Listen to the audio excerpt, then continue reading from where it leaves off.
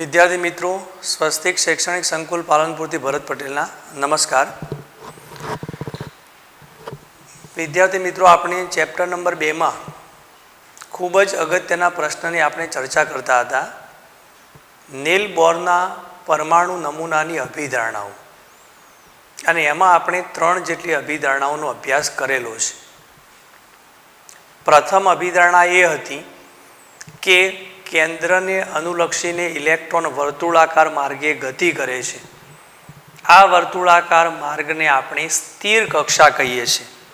प्रथम अभिधारणा ए हती इलेक्ट्रॉन केंद्र ने अनुलक्षीने वर्तुळाकार मार्गे गति करे छे, ते वर्तुळाकार मार्ग ने स्थिर कक्षा अथवा मान्य कक्षा तरीके ओळखवामां आवे छे।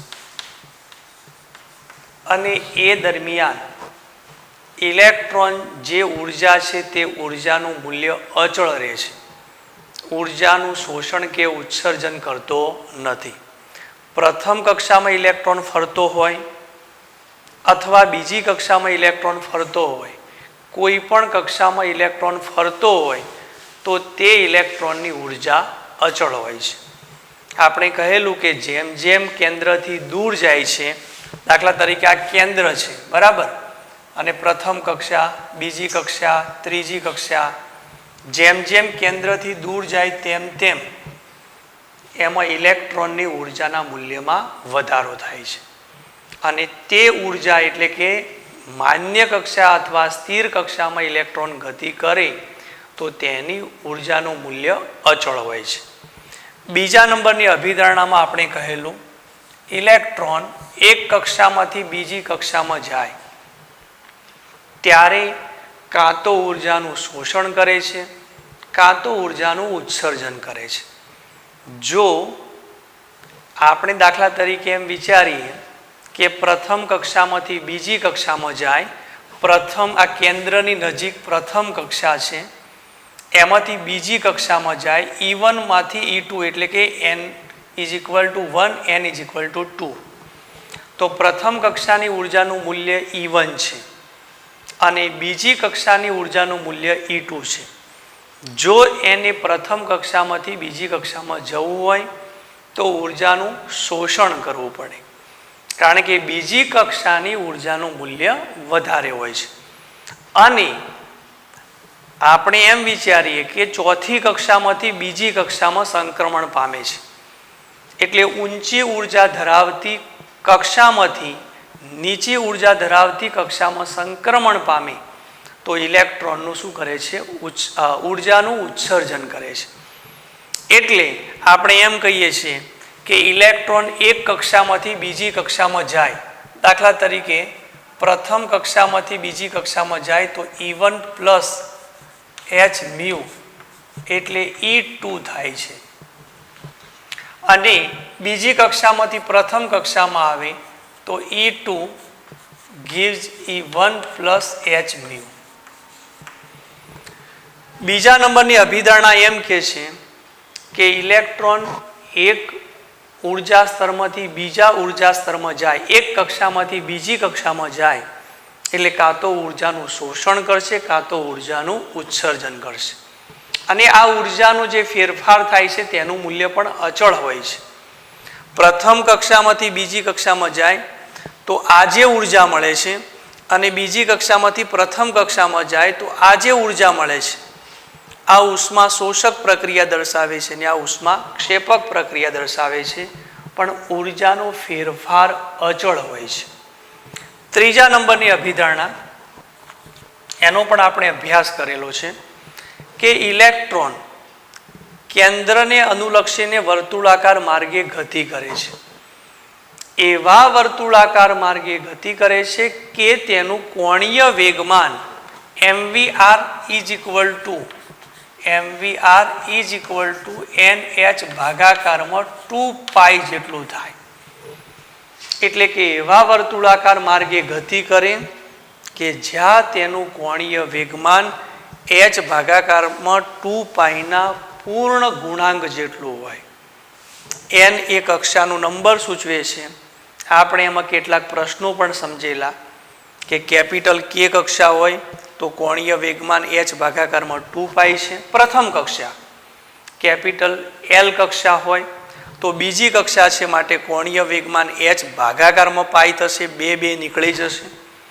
જેમ જેમ કક્ષાનો નંબર બદલાય તેમ કોણીય વેગમાન બદલાય છે અને ક્રમિક બે કક્ષાઓ વચ્ચેના કોણીય વેગમાનનો તફાવત h ભાગાકારમાં 2π જેટલો, એટલે કે 1/2 ઇન્ટુ h ભાગાકારમાં પાઈ, એટલે h ભાગાકારમાં 2π જેટલો તફાવત હોય છે. અને આના આધારે આપણે બોરની જે ત્રિજ્યા છે એનું મૂલ્ય પણ આપણે તારવેલું. r ઇઝ ઇક્વલ ટુ, આ બહુ જ અગત્યનું સૂત્ર હતું, r ઇઝ ઇક્વલ ટુ 0.529 ગુણાકારમાં n સ્ક્વેર ભાગાકારમાં z સ્ક્વેર. અને આ જે મૂલ્ય મળે છે તે આપણને એંગસ્ટ્રોમમાં મળે છે. બરાબર, 0.529 ગુણાકારમાં n સ્ક્વેર ભાગાકારમાં z. આ જે સૂત્ર છે એના આધારે તમે બોર ત્રિજ્યાનું મૂલ્ય મેળવી શકો. 0.529 જો તમારે એંગસ્ટ્રોમમાં જવાબ મેળવવો હોય ત્રિજ્યાનો તો આપણે આ સૂત્રનો ઉપયોગ કરીએ છીએ. અને એ સૂત્ર કેવી રીતે આવેલું એની સાબિતી આપણે અગાઉના લેક્ચરમાં જોઈ છે, પણ એ સાબિતી આપણા માટે મહત્વની નથી. પણ કોઈ પણ ઇલેક્ટ્રોન કેન્દ્રથી કેટલો દૂર છે, એટલે કેન્દ્રને અનુલક્ષીને ઇલેક્ટ્રોન ગતિ કરતો હોય, આ કેન્દ્ર છે અને ગતિ કરતો હોય તો તેની ત્રિજ્યા કેટલી છે તે શોધવા માટે આપણે બોર ત્રિજ્યાનું જે સૂત્ર છે 0.529 ગુણાકારમાં n સ્ક્વેર ભાગાકારમાં z, આના આધારે આપણે એમ કહીએ છીએ કે પરમાણુ ક્રમાંક વધે તો r ઘટે છે અને કક્ષાનો નંબર વધે તો ત્રિજ્યા વધે છે. n વધે, n નું મૂલ્ય વધે તો r નું મૂલ્ય પણ વધે છે. કક્ષાનો ક્રમ વધે તો ત્રિજ્યા વધે, પરંતુ આપણે એમ કહીએ છીએ કે z વધે, પરમાણુ ક્રમાંક વધે તો ત્રિજ્યાનું મૂલ્ય ઘટે છે.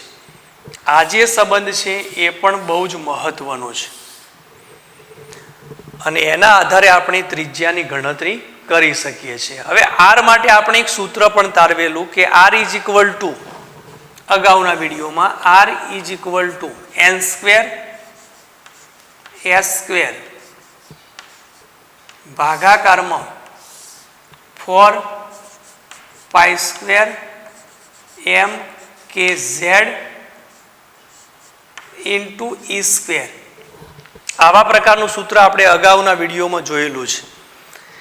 n સ્ક્વેર, n એટલે કક્ષાનો નંબર, h એટલે પ્લાન્ક અચળાંક, 6.626 ગુણાકારમાં 10⁻34 જૂલ ઇન્ટુ સેકન્ડ, 4 પાઈ બરાબર 3.14, m એટલે ઇલેક્ટ્રોનનું દળ 9.109 ગુણાકારમાં 10⁻31 કિલોગ્રામ, k એટલે કુલંબિક અચળાંક 9 ગુણાકારમાં 10⁹ ન્યૂટન ઇન્ટુ મીટર સ્ક્વેર ભાગાકારમાં કુલમ સ્ક્વેર, z એટલે પરમાણુ ક્રમાંક છે અને e એટલે ઇલેક્ટ્રોનનો વીજભાર છે.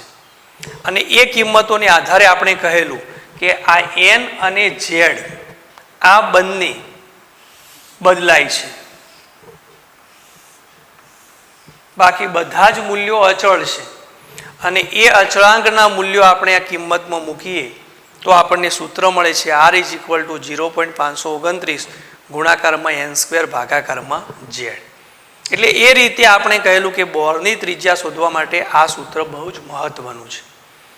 હવે આપણે અગાઉ એ પણ સમજવું છે કે ઇલેક્ટ્રોનની ત્રિજ્યા કેન્દ્રથી કેટલો દૂર છે એ આ સૂત્રને આધારે શોધી શકાય, તો ઇલેક્ટ્રોનનો વેગ કેવી રીતે શોધી શકાય, બરાબર. અને એના માટે પણ તમારે સૂત્ર યાદ રાખવાનું છે, પણ એ સૂત્ર કેવી રીતે આવેલું છે એની થોડીક સમજૂતી આપણે મેળવી લઈએ. અહીંયા આપણે ત્રીજા નંબરમાં જે અભિધારણા આપેલી છે એ અભિધારણામાં આપણે કહેલું કે ઇલેક્ટ્રોન જે વર્તુળાકાર માર્ગે ગતિ કરે છે એમાં તેનું કોણીય વેગમાન mvr is equal two nh ભાગાકારમાં 2π થાય છે. હવે અહીંયા v એટલે વેગ છે અને r એટલે ત્રિજ્યા છે. આ બંને વધે તો કોણીય વેગમાન વધે છે, કારણ કે સંબંધ કેવો છે? સમપ્રમાણમાં. એટલે ઇલેક્ટ્રોનનો વેગ શોધવા માટે આપણે આ જ સૂત્રનો ઉપયોગ કરીએ છીએ. ઇલેક્ટ્રોનનો વેગ કેવી રીતે શોધી શકાય? ઇલેક્ટ્રોનનો વેગ, તો અહીંયા આપણી પાસે સૂત્ર છે mvr ઇઝ ઇક્વલ ટુ કોણીય વેગમાન mvr is equal two nh ભાગાકારમાં 2π. ત્રીજી અભિધારણામાં આપણે લખેલું છે. તો v ઇઝ ઇક્વલ ટુ ઇલેક્ટ્રોનનો વેગ v is equal two nh ભાગાકારમાં 2π mr આ થશે. r એટલે બોર ત્રિજ્યા છે અને તેનું મૂલ્ય આપણે હમણાં જ કહ્યું છે કે r is equal to n square h square ભાગાકારમાં 4π² mkz ઇન્ટુ e સ્ક્વેર. આવા પ્રકારનું સૂત્ર આપણને મળેલું છે. એટલે r ની કિંમત મૂકતા r નું મૂલ્ય આપણે હમણાં જ લખેલું છે n સ્ક્વેર h સ્ક્વેર ભાગાકારમાં 4π² mkz ઇન્ટુ e સ્ક્વેર. અને એ મૂલ્ય આપણે આ સમીકરણમાં મૂકીએ તો v ઇઝ ઇક્વલ ટુ શું થાય છે? v is equal two nh ભાગાકારમાં 2πm ગુણાકારમાં r નું મૂલ્ય આ થશે. એટલે આપણે કિંમત લખીએ છીએ n સ્ક્વેર h સ્ક્વેર નીચે આવે છે 4π² mkz e square n square into h square. હવે આટલાનું આપણે સાદુરૂપ આપવાનું થશે. તો v ઇઝ ઇક્વલ ટુ આપણને કેટલું મૂલ્ય મળે છે? આનું તમે સાદુરૂપ આપો nh ભાગાકારમાં 2π બરાબર.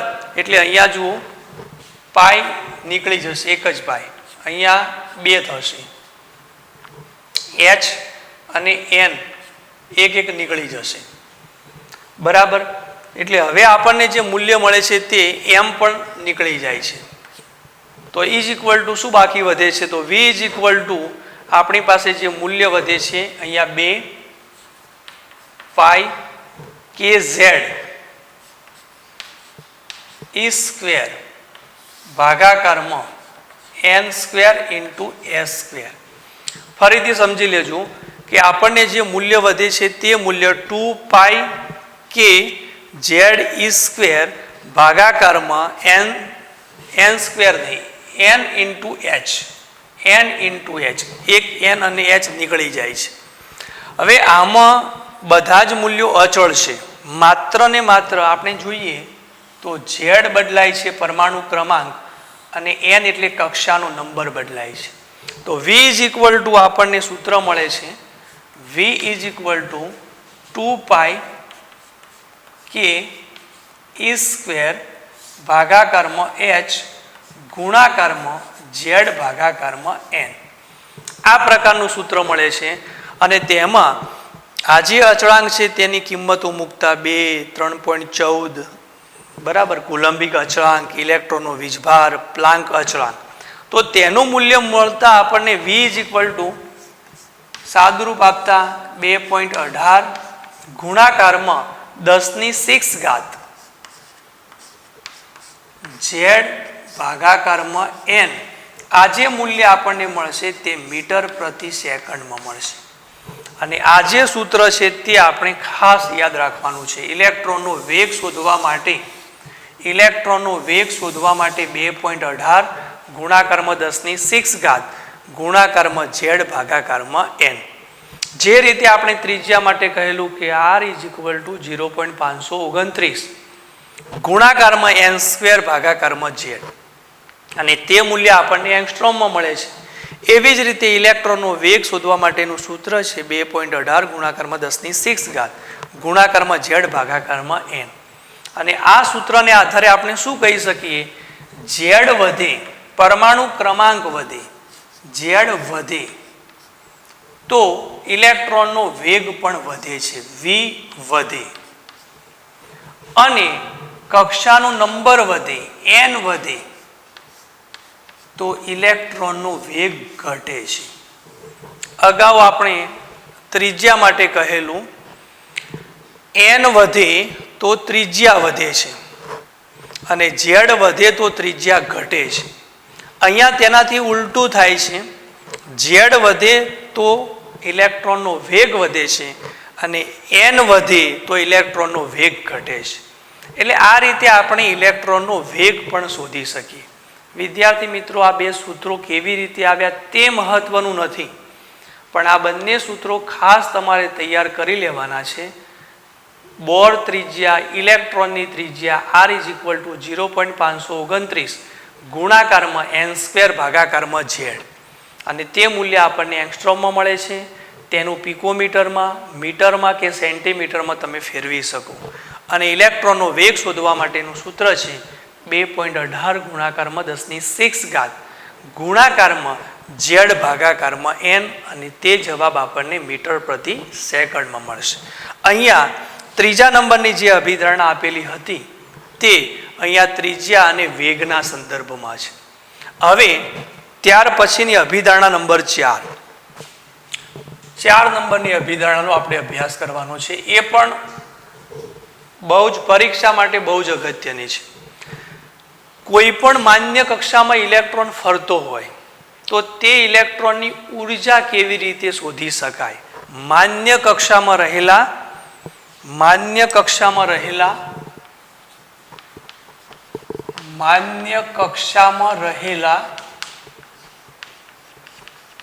ઇલેક્ટ્રોનની ઉર્જા કેવી રીતે ગણી શકાય તે આપણે સમજવું છે. હવે તે ઇલેક્ટ્રોનની ઉર્જા શોધવા માટે આપણે કેટલીક બાબતોનો અભ્યાસ કરવો પડશે.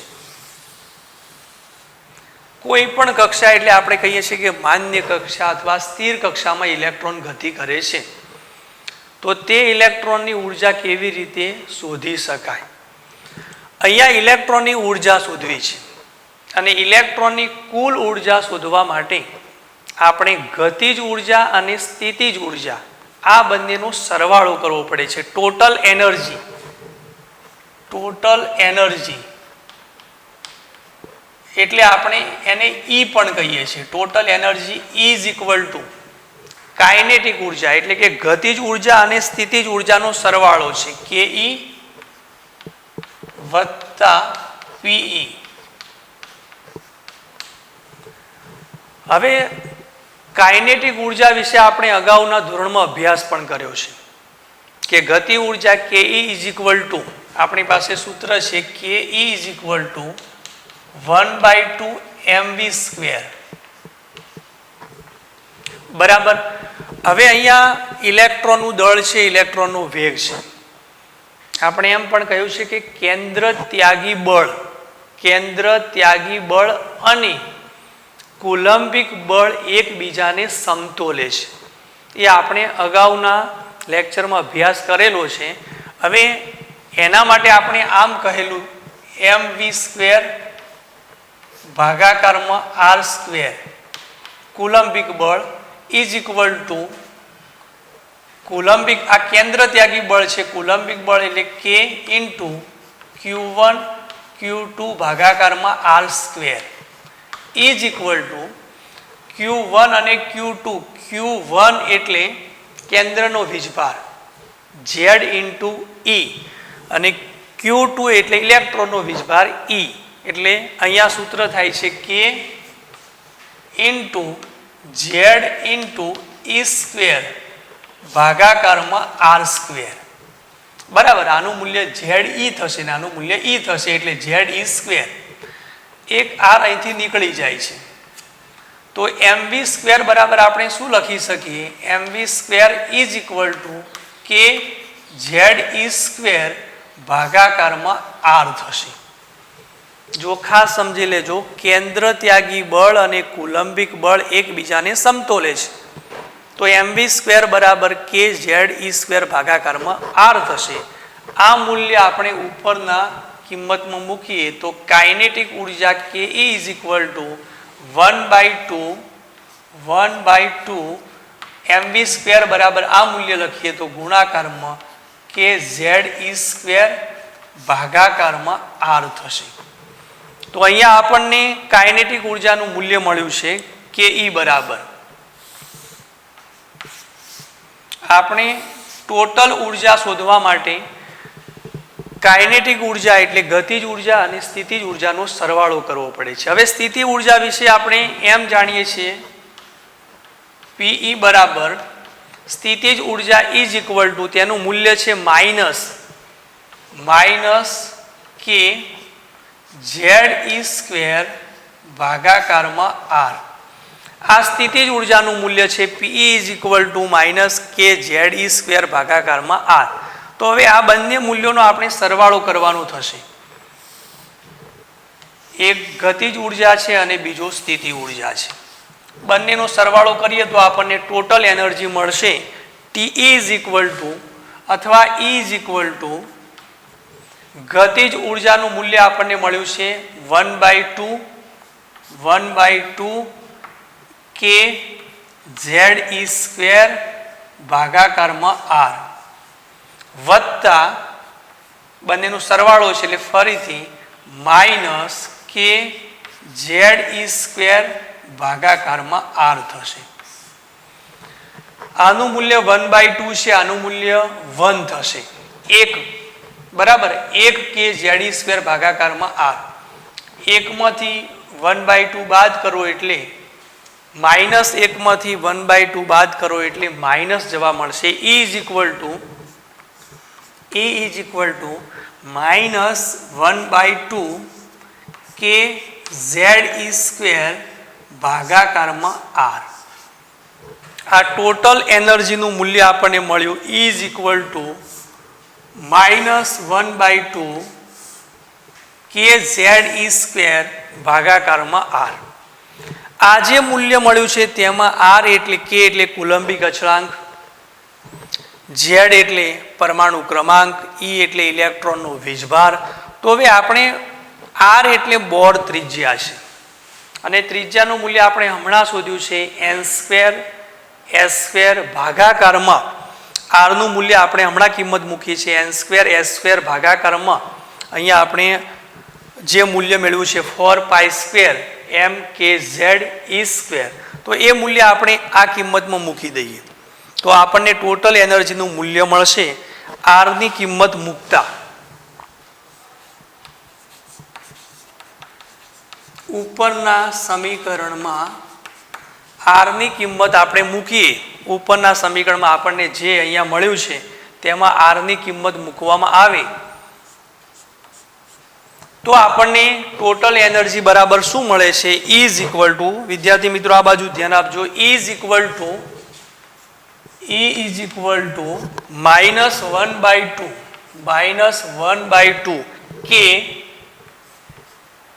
કે ZE² ભાગાકારમાં R છે. તો હવે R નું મૂલ્ય આપણને કેટલું મળ્યું છે? R એટલે બોર ત્રિજ્યા છે અને એનું મૂલ્ય આપણને મળ્યું છે n²s² ભાગાકારમાં 4π² mkZe². તો અહીંયા આપણે મૂલ્ય લખીએ તો n² એટલે ભાગાકારમાં R છે એટલે અહીંયા n²s² ભાગાકારમાં 4π² mkZe². આવા પ્રકારનું સૂત્ર મળશે આપણને. હવે આ જે સૂત્ર મળ્યું છે એનું આપણે સાદુરૂપ આપવાનું થશે. બરાબર ટોટલ એનર્જી બરાબર આપણને જે મૂલ્ય મળ્યું છે તે -1/2 કે ZE². આટલું મૂલ્ય તો હતું જ. R એટલે આપણે મૂલ્ય લખ્યું છે n²s² 4π² mkZe². તો હવે આ સાદુરૂપ આપો તો કેટલું મૂલ્ય થાય છે? E ઇઝ ઇક્વલ ટુ -1/2 ફરીથી આપણે લખી લઈએ કે ZE² ગુણાકારમાં 4π² mkZe² ભાગાકારમાં n²s². બરાબર ઉપરનું જે સમીકરણ છે આપણે ફરીથી લખ્યું છે અહીંયા બરાબર છે, અહીંયા 2 આવશે.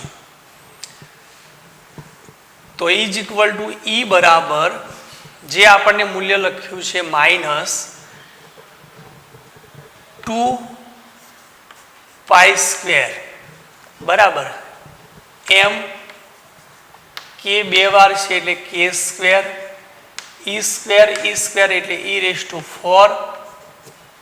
z એટલે z², n² into h².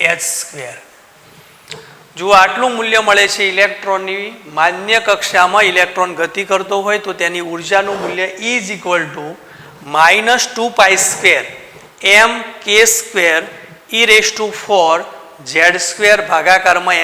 Into s². હવે જુઓ વિદ્યાર્થી મિત્રો, અહીંયા z² એટલે પરમાણુ ક્રમાંક છે અને n² એટલે કક્ષાનો નંબર છે. આ બંને મૂલ્યો બદલાય છે. બાકીના મૂલ્યો તમે જુઓ, અહીંયા 2 છે, પાઈ એટલે 3.14, m એટલે ઇલેક્ટ્રોનનું દળ, k એટલે કુલંબિક અચળાંક, e એટલે ઇલેક્ટ્રોનનો વીજભાર, h એટલે પ્લાન્ક અચળાંક. એટલે અહીંયા આપણને માન્ય કક્ષામાં ઇલેક્ટ્રોન ગતિ કરતો હોય તો તેની ઉર્જા En, n એટલે કક્ષાનો નંબર, પ્રથમ કક્ષા, બીજી કક્ષા, કોઈ પણ કક્ષા, -2π² mk² e⁴ ભાગાકારમાં h² ગુણાકારમાં z² ભાગાકારમાં n². એટલે અહીંયા જે મૂલ્યો લખેલા છે તે બધા જ મૂલ્યો અચળ છે અને તેની કિંમતો પણ આપણે જાણીએ છીએ. 3.14, 9.109 ગુણાકારમાં 10⁻31 કિલોગ્રામ, કુલંબિક અચળાંક 9 ગુણાકારમાં 10⁹ ન્યૂટન મીટર² ભાગાકારમાં કુલમ સ્ક્વેર, ઇલેક્ટ્રોનનો વીજભાર 1.6022 ગુણાકારમાં 10⁻19 કુલમ, h એટલે પ્લાન્ક અચળાંક 6.626 ગુણાકારમાં 10⁻34 જૂલ ઇન્ટુ સેકન્ડ. એટલે આ બધા જ મૂલ્યો આપણે મૂકતા માન્ય કક્ષામાં જે ઇલેક્ટ્રોન ગતિ કરે છે તેનું મૂલ્ય મળે છે આપણને En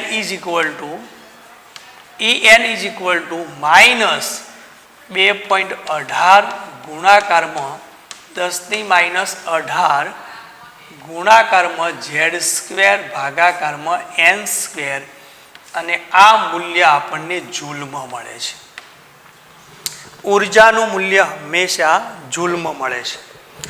-2.18 ગુણાકારમાં 10⁻18 ગુણાકારમાં z² ભાગાકારમાં n², અને આને આપણે આ જે મૂલ્ય મળ્યું છે તેને આપણે રીડબર્ગ અચળાંક તરીકે ઓળખીએ છીએ. માઇનસ એ સૂત્રમાં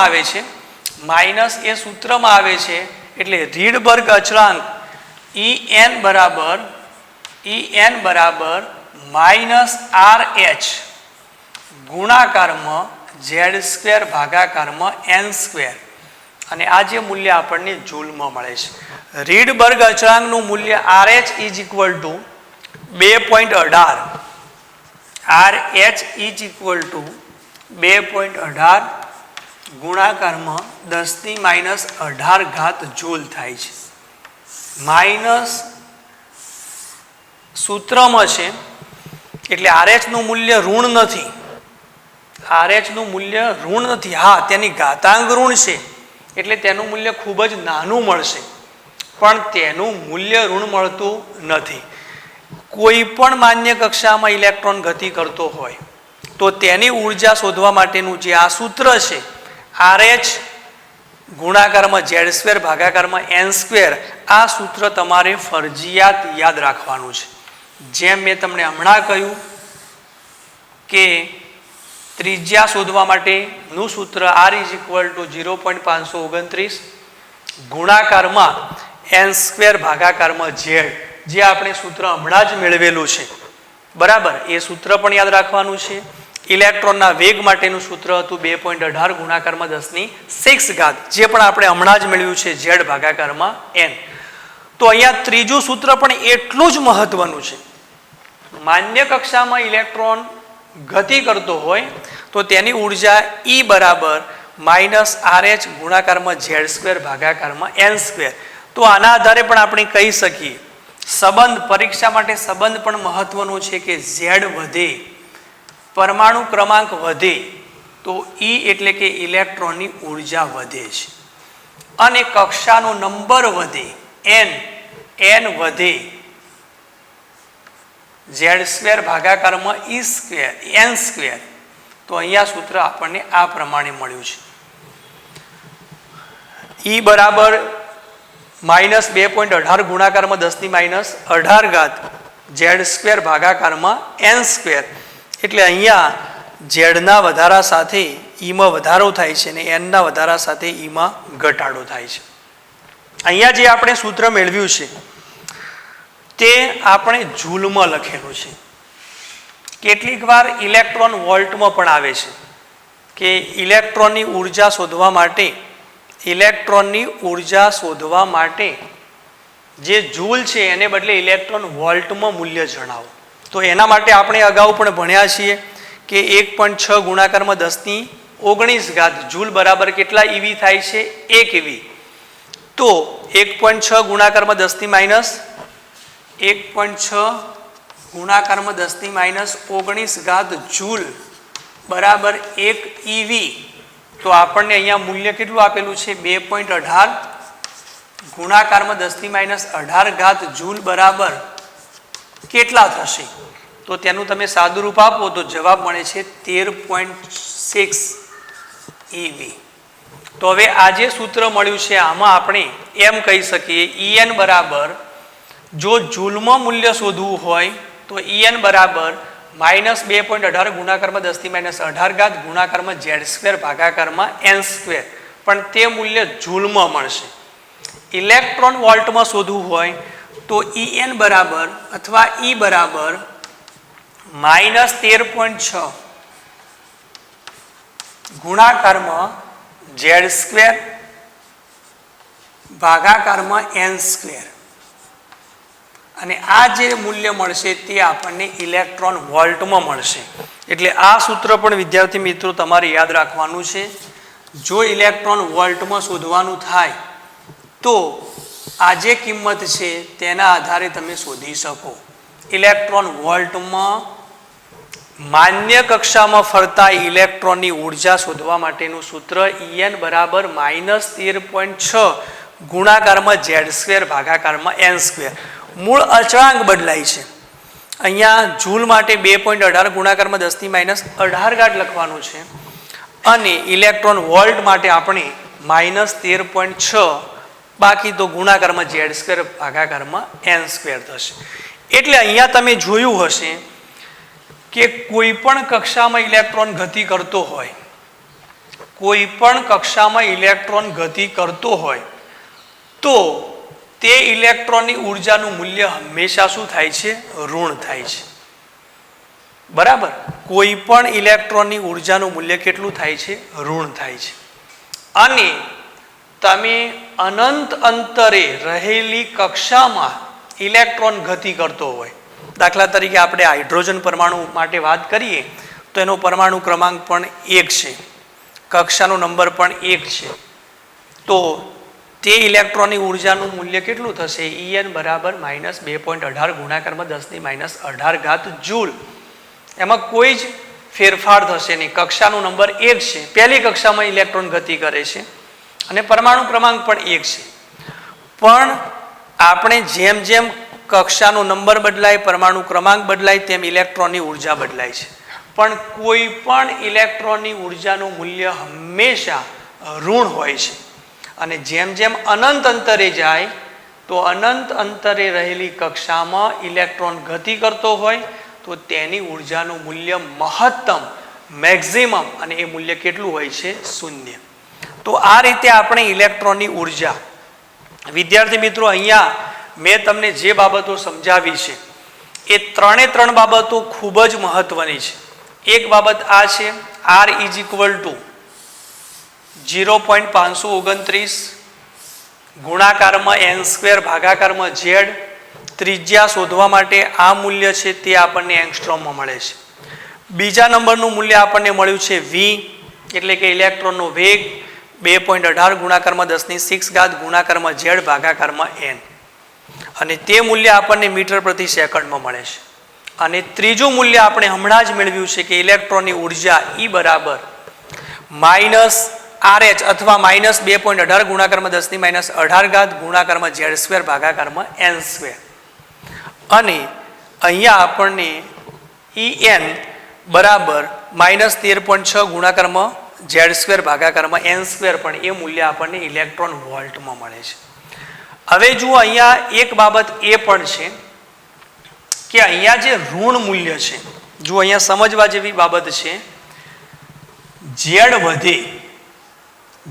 વધે આનું મૂલ્ય વધે તો આ જે કિંમત છે એમાં વધારો થાય છે.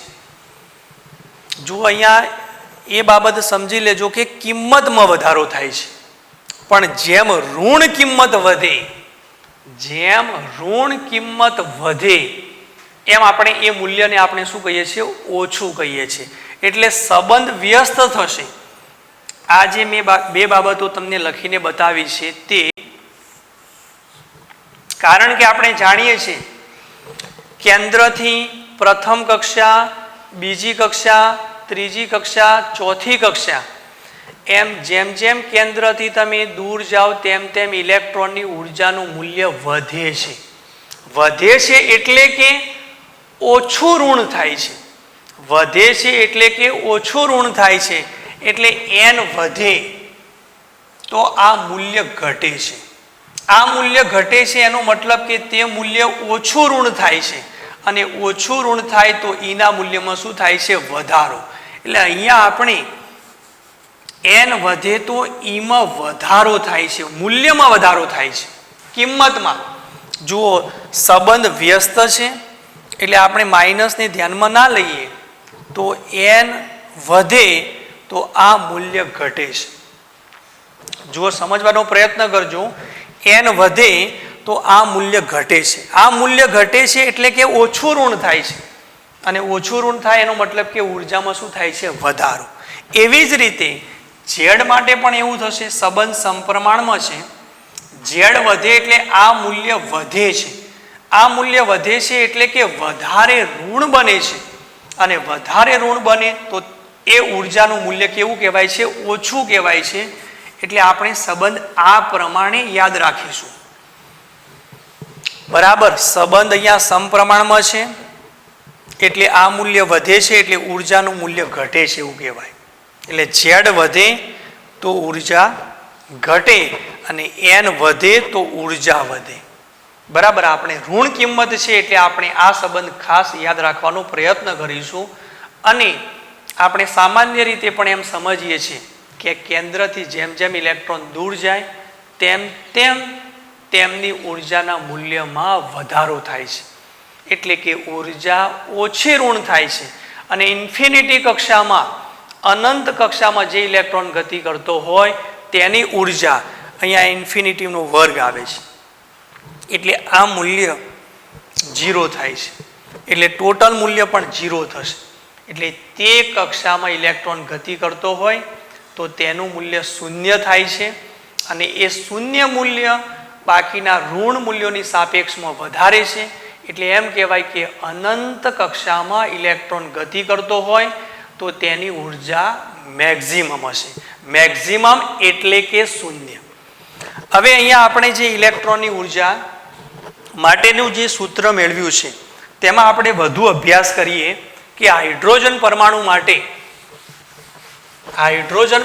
માટે પ્રથમ કક્ષામાં, બીજી કક્ષામાં અને ત્યાર પછીની કક્ષામાં ઇલેક્ટ્રોનની ઉર્જાનું મૂલ્ય કેટલું થાય છે.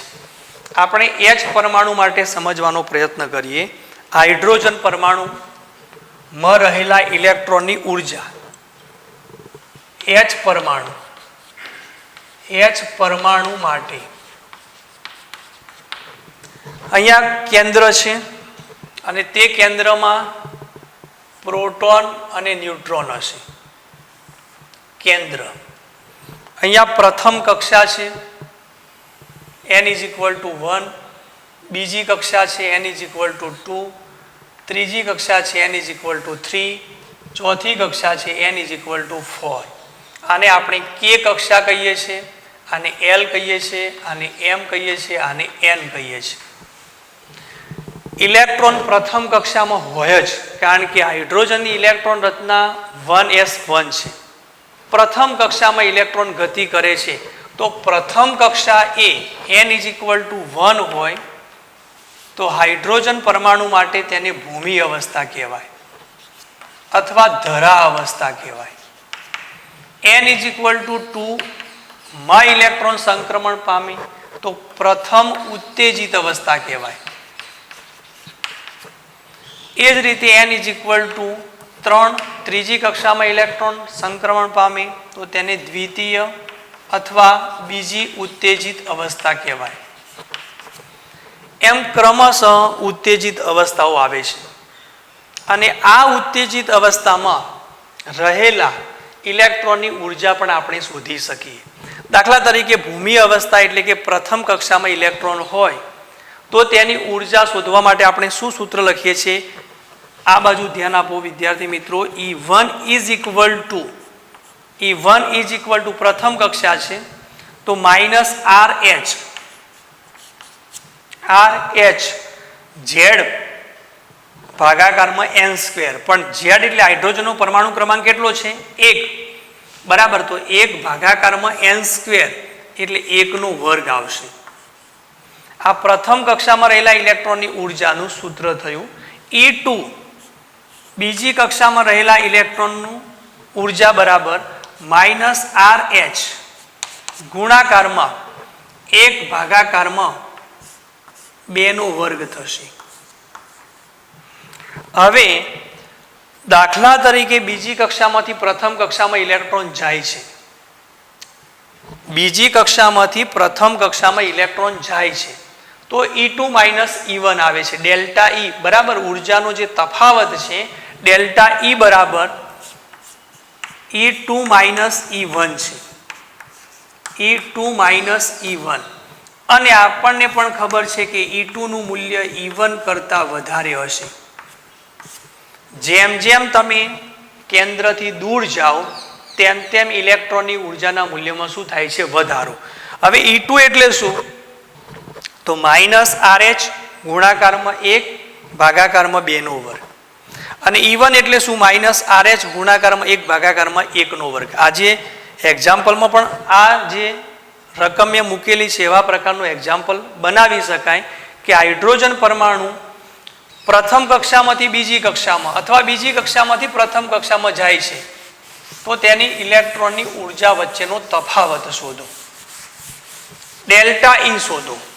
તો અહીંયા આપણને સૂત્ર મળશે delta E is equal two અહીંયા આપણે લખેલું છે કે માઇનસ RH ગુણાકારમાં 1 ભાગાકારમાં 2નો વર્ગ. ફરીથી માઇનસ માઇનસ શું થઈ જશે? પ્લસ થઈ જશે. બરાબર. કારણ કે E1 એટલે માઇનસ RH અને અહીંયા સૂત્રમાં પણ માઇનસ એટલે માઇનસ માઇનસ પ્લસ થઈ જશે. RH ગુણાકારમાં 1 ભાગાકારમાં 1નો વર્ગ.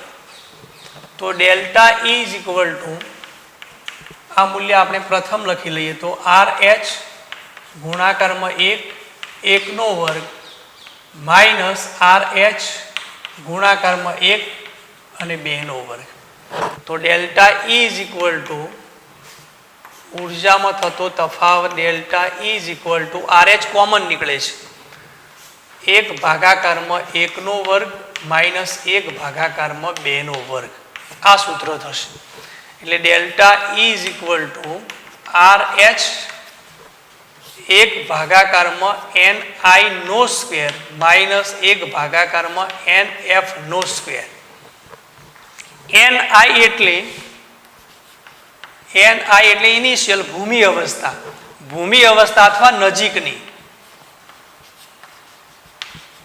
અવસ્થા અથવા નજીકની કક્ષા અને NF એટલે દૂરની કક્ષા. અંતિમ અવસ્થા ફાઇનલ અવસ્થા એટલે દૂરની કક્ષા. વિદ્યાર્થી મિત્રો અહીંયા સમજવાનો પ્રયત્ન કરજો.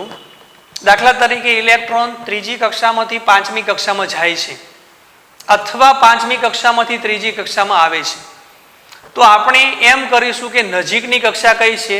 ત્રીજી એટલે અહીંયા 3નો વર્ગ આવશે અને દૂરની કક્ષા એટલે પાંચમી એટલે 5નો વર્ગ આવે.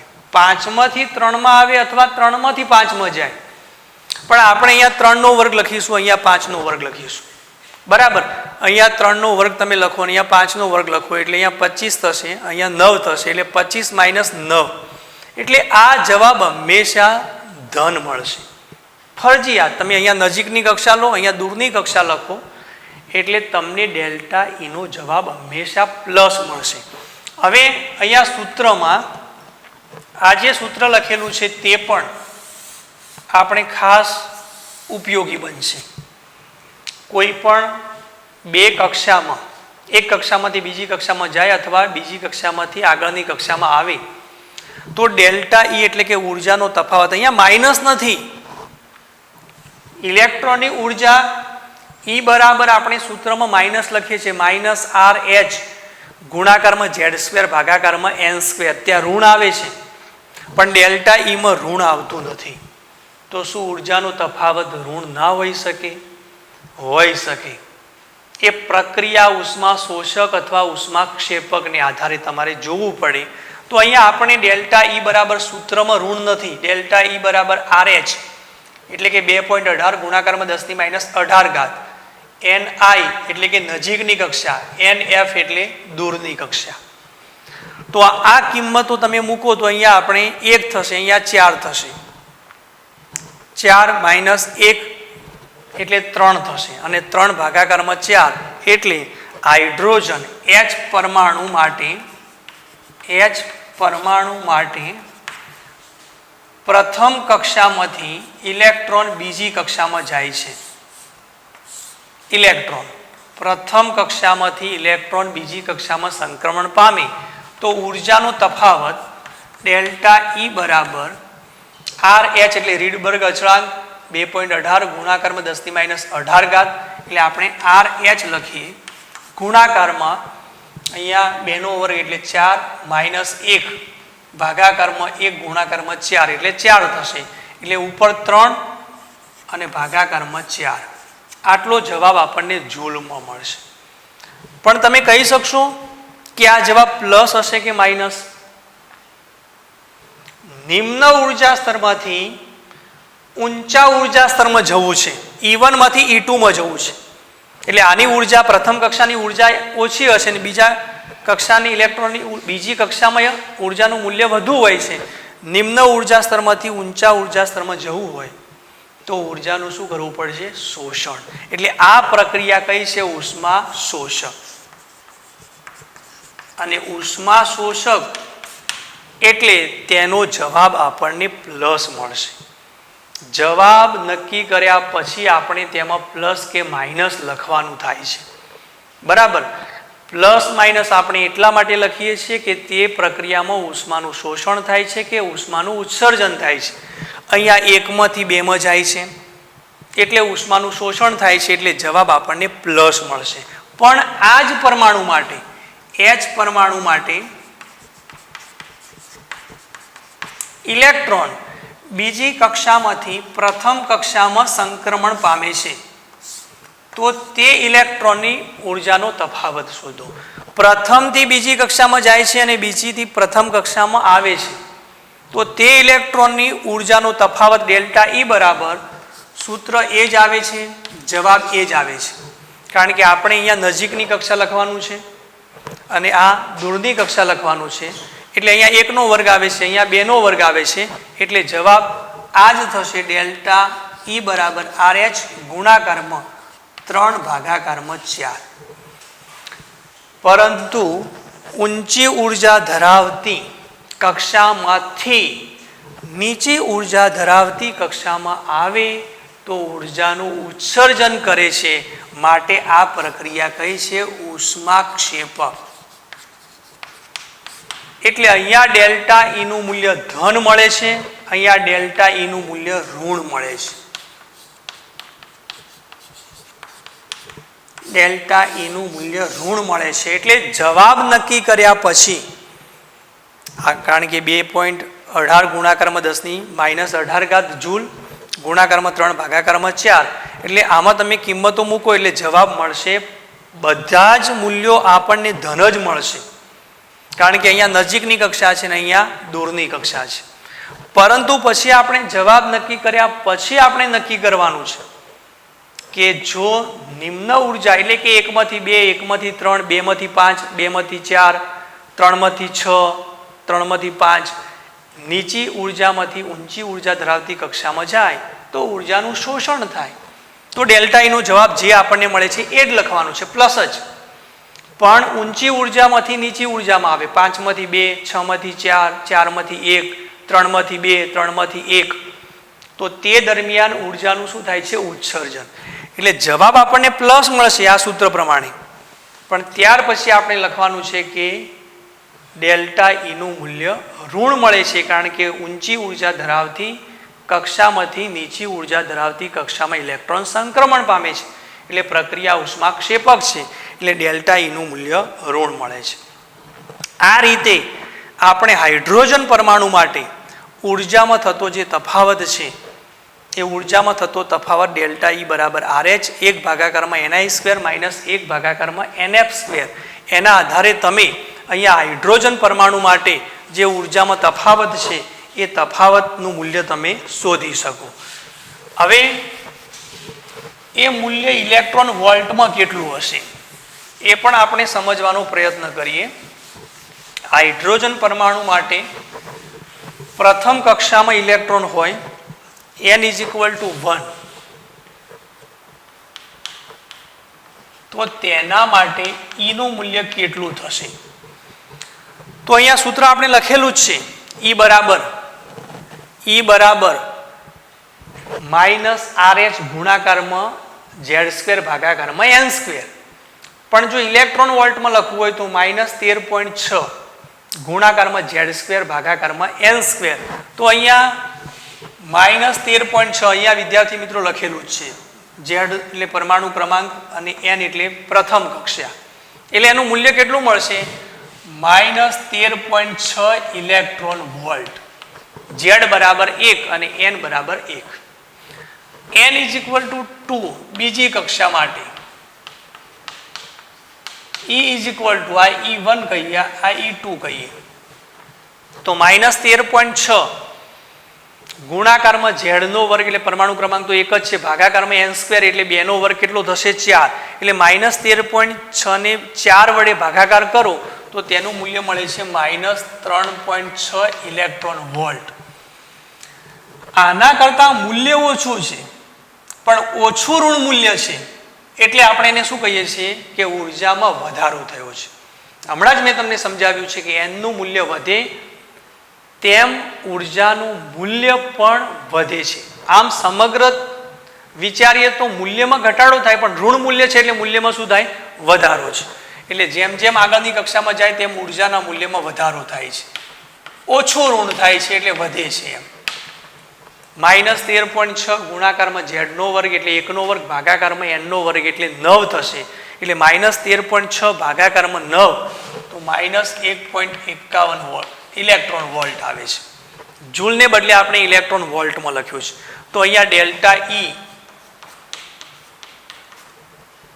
દાખલા તરીકે બીજી કક્ષામાંથી પ્રથમ કક્ષામાં જાય તો E2 - E1 = -13.6 માઇનસ એટલે 13.6. તો E સાદુરૂપ આપો તો જવાબ મળે છે 10.2 ઇલેક્ટ્રોન વોલ્ટ. હાઇડ્રોજન પરમાણુ, હવે જુઓ, હાઇડ્રોજન પરમાણુ પ્રથમ કક્ષામાંથી બીજી કક્ષામાં જાય તો આટલા ઇલેક્ટ્રોન વોલ્ટ ઉર્જાનું શું કરે છે? શોષણ. એટલે આપણે પ્લસ લખીએ છીએ. અને બીજી કક્ષામાંથી પ્રથમ કક્ષામાં આવે તો આટલી ઉર્જાનું શું કરે છે? ઉત્સર્જન. એટલે એ જવાબ આપણે લખીએ છીએ માઇનસ.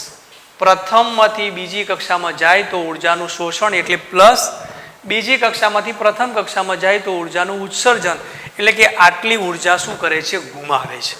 એ જ રીતે બીજી કક્ષામાંથી ત્રીજી કક્ષામાં જાય તો E3 - E2 થશે, બરાબર -1.51 માઇનસ પ્લસ થશે 3.4. તો જવાબ મળે છે આપણને 1.9 ઇલેક્ટ્રોન વોલ્ટ. જો બીજી કક્ષામાંથી ત્રીજી કક્ષામાં જાય તો આટલી ઉર્જાનું શોષણ કરે છે, અને ત્રીજી કક્ષામાંથી બીજી કક્ષામાં આવે તો આટલી ઉર્જાનું ઉત્સર્જન કરે છે. એટલે આના આધારે તમે ઉર્જામાં થતો જે ફેરફાર છે એ ફેરફાર તમે શોધી શકો. તો અહીંયા આપણને જે બોરની અભિધારણાઓ આપેલી હતી, નીલ બોરે પરમાણુ નમૂના માટે જે અગત્યની અભિધારણાઓ હતી અને એમાં જે સૂત્રો આવે છે તે આપણા માટે બહુ જ મહત્ત્વના હતા. તમે જે અભિધારણાનો અભ્યાસ કર્યો છે એમાં એક સૂત્ર આ હતું, mvr બરાબર nh ભાગાકારમાં 2π. આ સૂત્ર પણ આપણા માટે મહત્ત્વનું છે.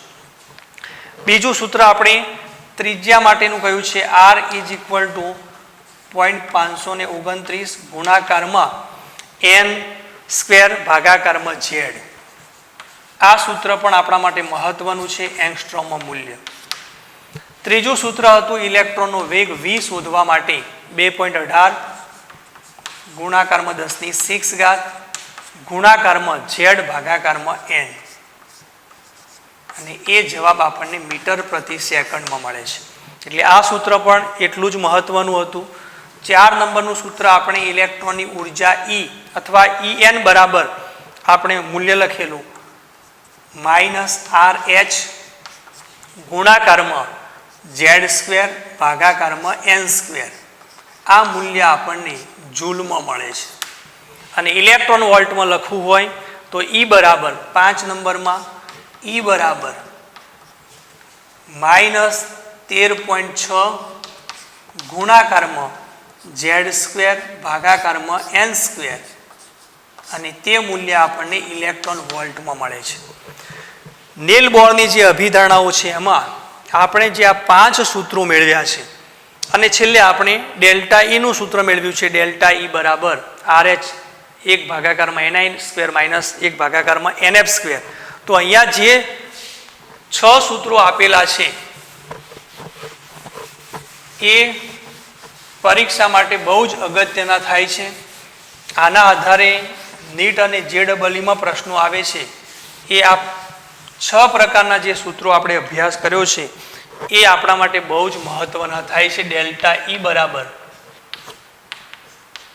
RH 1 ભાગાકારમાં ni² minus 1 ભાગાકારમાં nf².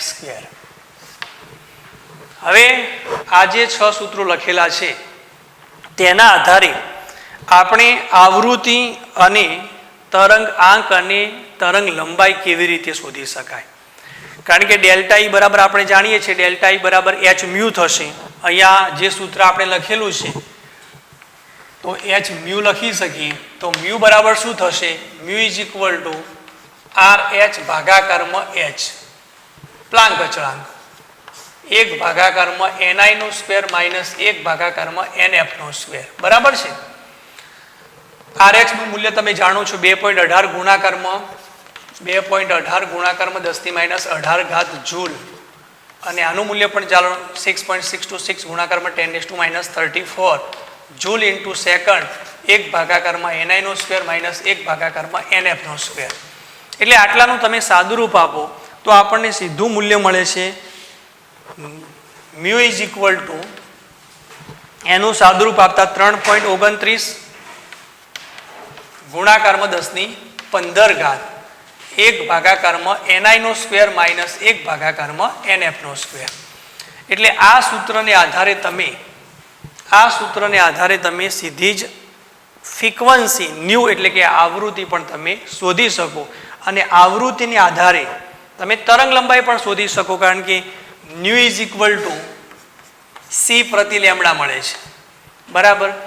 અહીંયા 1 ભાગાકારમાં લેમડા રાખીએ તો અહીંયા જે પ્રકાશનો વેગ છે એ ત્યાં જ હશે. એટલે આપણને મૂલ્ય કેટલું મળશે જુઓ, 1 ભાગાકારમાં લેમડા એટલે c અહીંયા આવી જશે. ઇઝ ઇક્વલ ટુ 3.29 ગુણાકારમાં 10⁻15 ભાગાકારમાં c એટલે 3 ગુણાકારમાં 10⁸ મીટર પ્રતિ સેકન્ડ 1 ભાગાકારમાં ni² માઇનસ 1 ભાગાકારમાં nf². તો ઇઝ ઇક્વલ ટુ જવાબ આપણને મળે છે 1.097 ગુણાકારમાં 10⁷ ગુણાકારમાં 10⁷ 1 ભાગાકારમાં ni² માઇનસ 1 ભાગાકારમાં nf². એટલે તમારે 1 પ્રતિ લેમડાને આપણે શું કહીએ છીએ, જો તમને યાદ હોય તો ન્યુ બાર 1 ભાગાકારમાં લેમડા. ન્યુ બાર એટલે આપણે અહીં કહી છે તરંગ આંક. તો તરંગ આંક શોધવા માટેનું આ સૂત્ર સીધું જ થયું 1.097 ગુણાકારમાં 10⁷ 1 ભાગાકારમાં ni નો સ્ક્વેર માઇનસ 1 ભાગાકારમાં nf નો સ્ક્વેર મીટર ઇન્વર્સ જવાબ મળશે. કારણ કે તરંગ લંબાઈ મીટરમાં હોય એટલે તરંગ આંક મીટર ઇન્વર્સ મળશે. કદાચ વિદ્યાર્થી મિત્રો તમને યાદ હોય તો આ મૂલ્ય આપણે અગાઉ જે હાઇડ્રોજન વર્ણપટ ભણતા હતા એ વખતે આવું જ એક મૂલ્ય આપણે લખેલું 10�77 ગુણાકારમાં 10⁷ છે અહીંયા તો આપણે સેન્ટીમીટર ઇન્વર્સમાં ફેરવીએ ત્યાં સેન્ટીમીટર ઇન્વર્સમાં લખેલું તો 10⁷ છે 1 મીટરના 100 સેન્ટીમીટર થાય. 1 મીટર બરાબર 10⁻² સેન્ટીમીટર પણ 1 મીટર ઇન્વર્સ બરાબર 10⁻² થાય. એટલે આપણે સેન્ટીમીટર ઇન્વર્સમાં લખવું હોય તો new bar is equal two 1.097 ગુણાકારમાં 10⁷ ગુણાકારમાં 10⁻² એટલે 10⁵ થઈ જશે.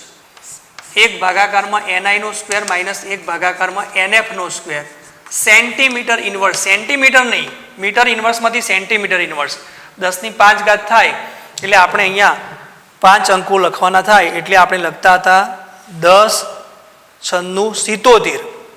આપણે આ મૂલ્ય લખેલું છે 10⁻77 બરાબર 1 ભાગાકારમાં ni નો સ્ક્વેર માઇનસ 1 ભાગાકારમાં nf નો સ્ક્વેર સેન્ટીમીટર ઇન્વર્સ. આ બંને મૂલ્યો એક જ છે અને આ મૂલ્ય અગાઉ મેં તમને કહેલું કે આપણે સમજીશું તો આ રીતે એ સમજાવી શકાય છે. તરંગ આંક આ સૂત્રને આધારે શોધી શકાય, ફ્રીક્વન્સી આ સૂત્રને આધારે શોધી શકાય. આ બધા સૂત્રો આમ તો યાદ રાખવાની જરૂર નથી, તમે અહીંયા કિંમત મૂકો એટલે મળી જશે. જો પણ સીધા જ યાદ હોય તો પછી તમારે આ સીધા સૂત્રો લખવાના થશે. અને જો તમે ન્યુ બાર જાણતા હોય, તરંગ આંક જાણતા હોય તો એના પરથી આપણને શું મળે છે? લેમડા. આ 1ના ભાગાકારમાં મૂકી દો, 1 ભાગાકારમાં 10⁻77 એટલે બહુ જ નાનું મૂલ્ય મળશે. ફરીથી 1 ભાગાકારમાં આ જે મૂલ્ય છે એ થશે એટલે તેના આધારે તમે લેમડાનું મૂલ્ય પણ મેળવી શકો. અને એ લેમડાનું મૂલ્ય આપણને આ પ્રકારે એંગસ્ટ્રોમમાં મળે છે. કારણ કે જો વિદ્યાર્થી મિત્રો આપણે ન્યુ બાર જાણતા હોય તો new bar is equal two 1 પ્રતિ લેમડા. તો લેમડા ઇઝ ઇક્વલ ટુ આપણને મૂલ્ય મળે છે 1 ભાગાકારમાં. આ જે મૂલ્ય છે બધું 1 ભાગાકારમાં લખવાનું થાય એટલે આ 1 ભાગાકારમાં 10⁻77 લખીએ તો એનું મૂલ્ય આપણને 912 એંગસ્ટ્રોમ મળે છે. એંગસ્ટ્રોમમાં 912 1 ભાગાકારમાં ni નો સ્ક્વેર માઇનસ 1 ભાગાકારમાં nf નો સ્ક્વેર અને આ મૂલ્ય આપણને એંગસ્ટ્રોમમાં મળશે. તો આ સૂત્ર સીધું જ તમે યાદ રાખો તો પણ ચાલે. તો અહીંયા બોરની જે અભિધારણાઓ હતી અને એમાં આપણને ઘણા બધા સૂત્રો મળ્યા છે. એ સૂત્રોનો તમે ખાસ યાદ કરવાનો પ્રયત્ન કરજો. મેં તમને અહીંયા લખીને આપેલા છે 1, 2, 3, 4, 5 અને 6 અને એના આધારે તમે આવૃત્તિ, તરંગ આંક અને તરંગ લંબાઈ પણ શોધી શકો છો.